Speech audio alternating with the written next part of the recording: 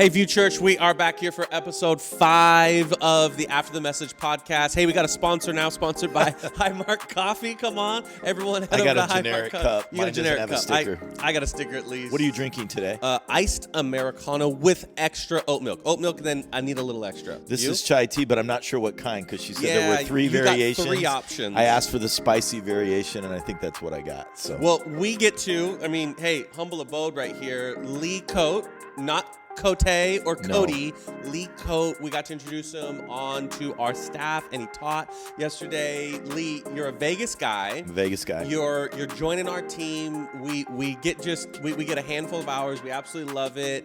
Tell me to start off, what's your favorite thing about the Northwest? Come on. I actually love the Northwest because I spent some time up here, went to school up here, so it's not completely foreign to me, But being a desert guy, it's like this is sort of the perfect setup. Yes. Because I can come up and kind of enjoy the Northwest and then leave.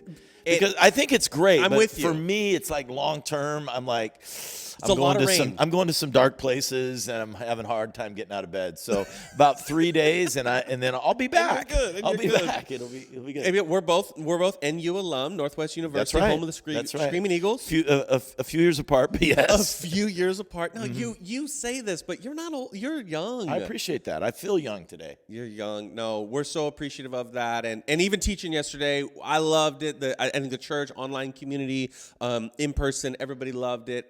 But okay, this nostalgic idea, the scrapbooking. I've scrapbooked. I scrapbooked a page for Carol. Tell them the scrapbooking tool that you said you actually understand. Come on, everybody. The Cricut.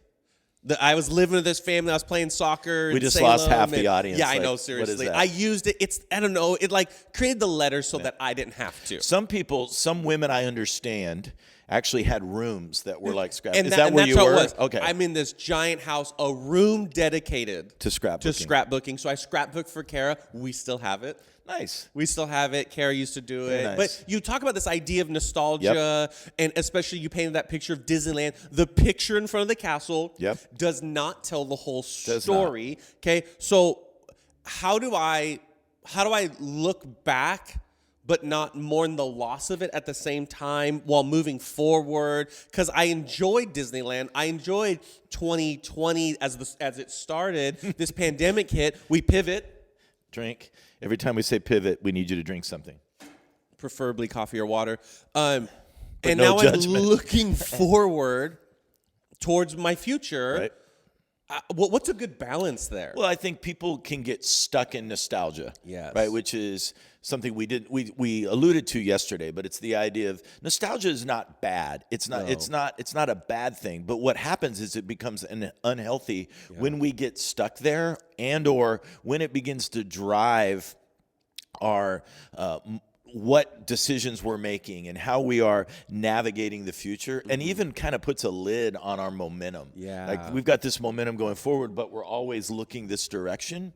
That's problematic. It doesn't mean that the things that have happened to us are not important. Yeah. Right? No one would say that the things behind us aren't opportunities for learning, opportunities to reflect. That's healthy in leadership and in our lives and in our spiritual journey. But it's really more about how do we not get stuck sort of reliving versus kind of relearning and then moving forward. Because so here you tell the story. He's got his best friends. They lower him down to Jesus. His sins get forgiven, and he gets healed at the same time. Wonderful language. He cares more about your spiritual than even your physical, and so he heals him spiritually and physically at the same time. He walks out. He had that Conor McGregor walk as he walked out of there. He walked out of there. Connor's in trouble again. You can't say that. He is. Come on, Conor. Maybe 2021. It will be better for him. So I understand the story, but him walking is better than his mat. But what if my January was better than my homeschooling my kids out of nowhere, sending my kids to online school out of nowhere, being quarantined, wearing a mask? Like what if my January was so much better? I think that obviously we start to dive a little deeper into a theological perspective. But I think part of what it means to be a follower of Christ is we kind of have to redefine better. Yeah, there you go. Right? So it's like we somehow can, and we've perhaps been guilty of it, you sort of begin to bring people towards Christ as a Christ follower, thinking that my life is going to be better in the classic sense, or happier. And that's not what Jesus really even said to those that followed him. And it actually didn't play out that way. Nope. It is best, but in the moment, it may feel hard or painful or difficult or challenging. And so I think as I look back on January and February, I love those seasons, right? Those are great seasons. But I think those seasons will come again. They'll just look different. That's why we call it the new normal. The new normal. It's not that everything, hopefully, is going to continue to just be what's next. Yeah. But that we will come out of this and go, man, I heard somebody say hindsight is 20/20. Yeah.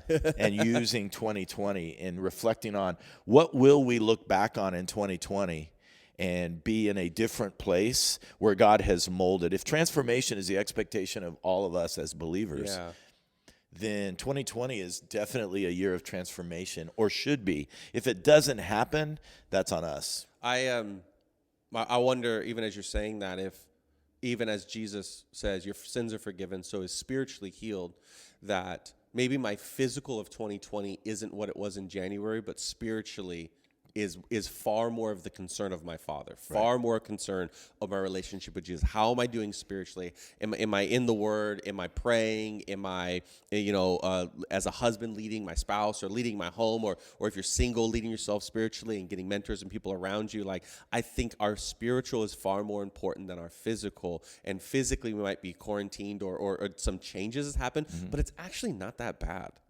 Right. Like it's not that difficult, but spiritually I can get so much better. And we talk a lot as far as like spiritual disciplines. You'll hear the term rhythms a lot. And I think part of where I would encourage people that are listening or watching is this idea of what are the new rhythms that are going to be part of your new normal, because your old nostalgic rhythms have been disrupted. I love to travel, love to come up here, and I would travel even with what I do or with my family regularly. And so I spent 5 months not doing that.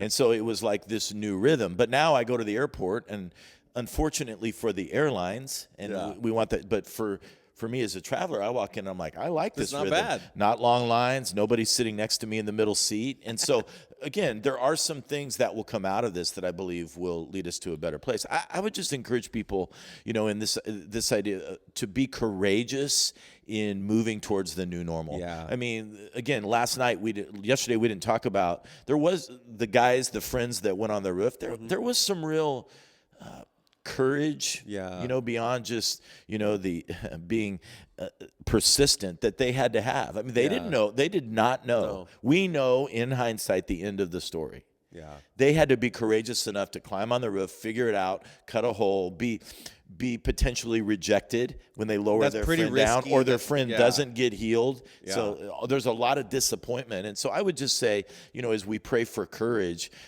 just to make sure that we understand that courage is something that we sort of act upon. It's not something that we're just given. Like it's there, boom. And so what's a good rhythm maybe that you've added to it physically, spiritually? What's a good rhythm that you've added in 5 months of life being different, 6 months of life being different? What's a good rhythm that you've been able to add that's been really beneficial? I think there's some that I'm still working through, right? We teach through the things that are most, whatever you hear Kyle teaching on every week, it's what he's dealing with. Yes, absolutely. It really is true. Those are the things that we teach best. But I think I'm learning some rhythms of understanding those higher points in my personal relationships. The moments, it's the meal, it's the slower meal, it's the coffee with the spouse in the morning. They're regular things, nothing abnormal, but they've become things that I actually yearn for. Yeah. Like I'm laying my head down at night going, I can't wait to get up and to sit with that cup of coffee with my spouse. Again, simple things like that the slowdown of this season has forced us into. And so I know there's probably some desperation or some desire to just ramp things up, but I hope that we'll slow it and really learn and really be changed through it. Awesome. Well, hey, church family, this concludes episode 5 of the After the Message podcast. This was the best This is the best one. Yeah, it's much. easy. You can rate us later. Hey, I want to remind you of this. We just started 21 days of prayer and fasting. We're a couple days into it. Maybe you're catching this and you're like, oh, I didn't notice that. I didn't catch that. You can always start. Just because it's 21 days, you can do 10 days. You can do 5 days. You can do a day. Start rhythms. Challenge yourself. Be bold. There's more resources on our website, viewchurch.co. Hey, we love you, believe in you. Thank you for listening. We'll see you next week.